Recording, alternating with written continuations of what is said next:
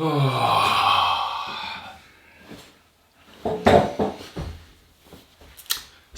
I was weighing up the pros and cons of actually doing this video because we really didn't want to come across as like a disgruntled ex or bitter, because we're really not. All things happen for a reason, and for people that follow the channel, you'll know that we're over at Crondon Park now, and we genuinely could not be happier. What a golf course. I don't know why we didn't join there first time round, but Dave and the team there and the owners have been so accommodating and are just completely on board with what we do, the benefits that it has to the golf club. So silver linings and all, everything happens for a reason. But I wasn't sure whether to do this video or not, because I just didn't want to come across that way. But I thought it's important for a few reasons that we do speak about what happened at Braintree Golf Club, because one, it's not right.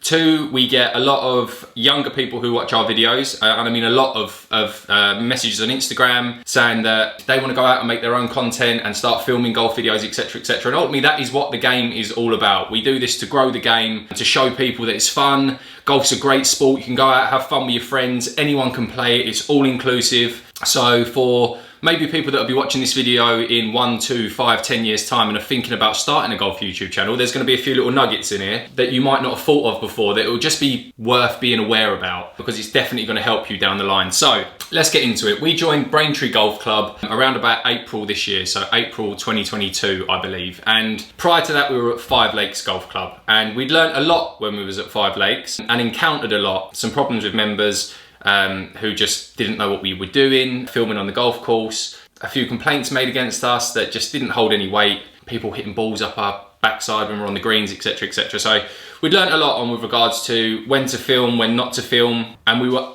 really adamant on the next golf club that we joined.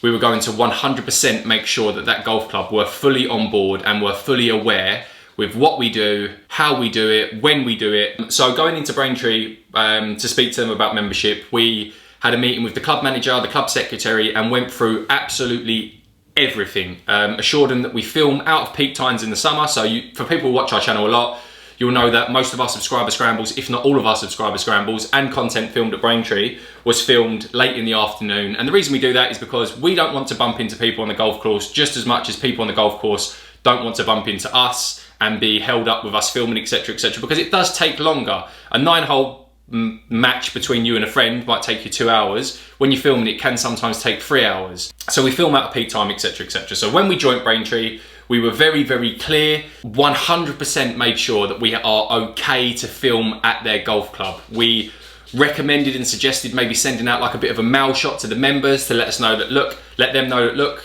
these guys are here, this is what they do, this is the benefits to the golf club, it's exposure, it will hopefully bring in some revenue to the golf club. For people potentially thinking of joining a golf club in the local area, they may sort of lean more towards Braintree if they're seeing a lot of videos out of there and it's this big friendly welcoming club. So the club agreed to it, said absolutely no problem with that whatsoever. As long as you're not causing slow play, etc, etc, you're more than welcome to film at the golf club. We spoke to Braintree with regards to if they wanted to like maybe partner with us and subsidise some membership costs for us, and we can work a bit closer with them, helping with their social media outlets, etc, etc, to which they declined, which is absolutely fine because I like Braintree Golf Course. I think the golf course is great. The greenskeepers take pride in the work that they do. They do put quite a bit of money back into the golf club. There's some benefits of being a member there with regards to being able to play other golf courses, etc, etc. So it wasn't the be all end all that the club wasn't prepared to partner with us as such, because we wanted to join the golf club. So that's ultimately what it come down to. So just a little timeline of events of whilst we was at Braintree and what happened. So within 2 months of being there, we held our Golf Supply Invitational. For people that are watching this that come to that, absolute legends. It was a great day. I think we had 16 teams of 4 balls, so just under 100 players. If my maths is right, it might be wrong. Just under 100 players, and it brought in about £3,500 in revenue to the golf club on that golf day. And that's without drinks and snacks, etc, etc, bought on the day. The second, obviously, revenue stream that we brought into the golf club when we was there was our Subscriber Scramble series. So all of the people that come and played in that paid a green fee. So I think it's £35 or something like that. So again, probably another £400-ish in revenue coming into the golf club, which they were obviously very happy about.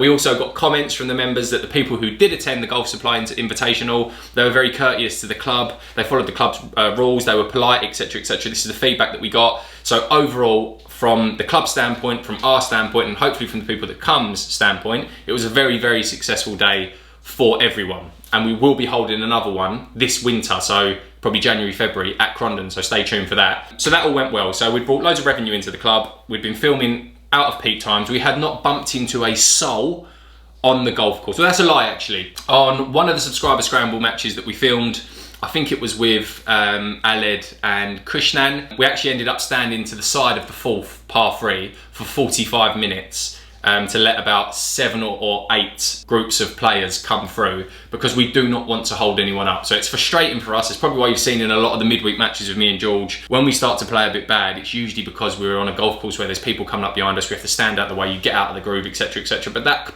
comes part and parcel with filming on the golf course. We do not want to disturb or disrupt anyone's round of golf, so we have to be, we don't have to be, but we choose to be courteous to the other people on the golf course, even if that's at detriment of our filming or of our scoring for the rest of the round. So everything was filmed in the evenings, etc, etc. We hadn't bumped into a single person on the golf course, and then we started to get a couple of complaints come through. Now, we were paying members of Braintree Golf Club, okay, but we wasn't treated like we were paying members of Braintree Golf Club. So complaints started coming into the golf club that we were causing so play, that we're going out and playing as a 5-ball when we're not. It's probably 3 people playing and 2 people holding the camera.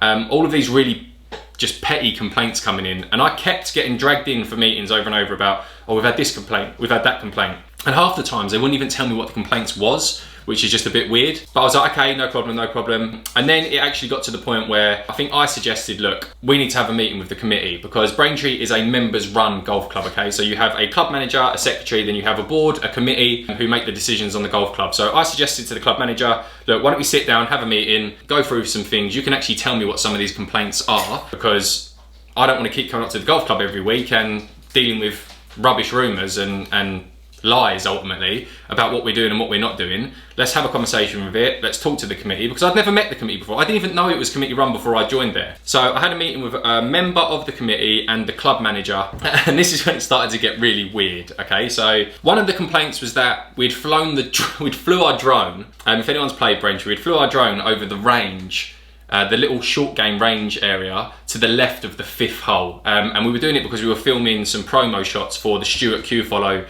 partnership that we announced a few months ago. So me and George was over there with one of our good friends, Jack from Your Average Golfers, who was taking some drone shots and some pictures with us and the Stuart Q Follows. And this drone must have been about 250 feet up in the air, okay? And if you haven't heard a drone before, when it's that high, it'll probably sound like the dullest little hum that you would ever hear. But they had a complaint come in that someone was putting on the green, on the 5th green. It put them off their putting stroke, and they'd complained when they got back to the clubhouse. So that was one of the complaints that got said to me in this meeting. The second complaint was that we were causing slow play. We weren't letting people through, which is just an utter lie. Like I said, we had not, apart from when we stood to one side for 45 minutes to let loads of players come through, the times that we were filming in the evening, the golf course was dead. So we had not bumped into a soul. Anyone we had bumped into on the golf course, they might have been on parallel holes or walking other ways, and every encounter that we'd had with people who actually took the time to speak to us had been positive. And I think probably a lot of those people are watching these videos now. Once we told them that we're on YouTube, we film, etc, etc, they like the fact that we were filming at their club because they can recognise the holes, they can imagine themselves playing that holes, and they actually follow the channel now. So if you're watching this, you guys, respect to you. But there have been complaints coming in from people that we'd never met before, never spoken to, never encountered, that we'd been these absolute nuisances on the golf course, which again was just a massive lie. And then the third complaint, I am going to tell you guys this because it is absolutely ludicrous, and it just puts into perspective the level of petty that we were dealing with at Braintree Golf Club, and pathetic, really. You might have seen, people who watch our videos, the big tall lad, Westy. He played in a subscriber scramble match 8 with Jack. But he's also one of our friends, and he helps film sometimes. Westy was also a member. He joined Braintree Golf Club when we joined. Westy was also a member of the golf club. Now, Braintree Golf Club had appointed a marketing person with the surname Westwood. These disgruntled members, and I'm not being ageist, but let's say elderly members, 65 plus, must have listened to us on the putting green or heard us chatting and said the name Westy, and had come up with the rumour that Westy and the club appointed marketing manager, Westwood, were related. And not only that, Westy and Westwood had taken a backhander from the committee at the golf club to allow the golf supply to film at their course. Now, that is just insane. On record, Westy and Westwood do not even know each other, let alone are related, okay? So like, these are some of the stuff that's been being said about us from people that had never met us and never spoken to us at the golf course. So I'm like sitting there like, this is insane. Like, these people don't know each other. What are you going on about? It was agreed with the club. I've got a clear email trail here that we can film, etc, etc. Braintree then say to me, well, the club manager and the club secretary hadn't informed the committee about what you'd be doing this, and we didn't inform the committee either. Now, like I said, we're paying members, and there's no rule to say that you can't film at a golf club, and there's no rule to say that we can't film in peak time or etc, etc. We are paying members at the golf club. We just choose to be courteous and film out of peak times and film in the evenings and to not get in anyone's way. And if we do bump into people, get out of the way, because we don't want to disrupt other people's rounds of golf because we are deciding to film on the golf course. We don't have to do that, but we do it. So the meeting ends with, I agree that, look, we won't fly the drone anymore. We'd already got all of the flyovers for the front nine and the back nine. And yeah, it makes the content better, but if it's gonna cause you guys, i.e. Braintree Golf Club, hassle from the members, we won't fly the drone anymore. And the club told me that they would deal with this group of people who were spreading rumors around the golf club about family relations and backhanders and people being paid off for us filming at the club, which is just strictly not true. And meeting adjourned, done. Everyone walked away with their, I thought, pretty happy. We continue filming for a couple of weeks after that, and then I get an email out of the blue, so this is probably early August, saying, hi, decision's been made that you can no longer film at our golf club. Now, we had subscriber matches booked in, I think a couple of other videos booked in that people would book the day off work to come and film. So I had quite a heated discussion, and I admit it was quite a heated discussion with the club manager, saying this is just absolutely ridiculous. We've done absolutely nothing wrong. We haven't like disrupted anyone. We haven't broken any like policies of the golf club. On what basis are you now going back on what was agreed 5 months ago? Because we paid our joining fee, £500 each to join there. Like I said, we're paying members. On what basis are you now saying that we cannot film at the golf club? Because by you saying that, that really means that we can't play at the golf club either, because what we do is we film when we play. So there was a heated discussion with regards to that, which resulted in me saying to the golf club, look, you need to pay all of our money back, and also the people that joined, Els, you can just walk through. Go on.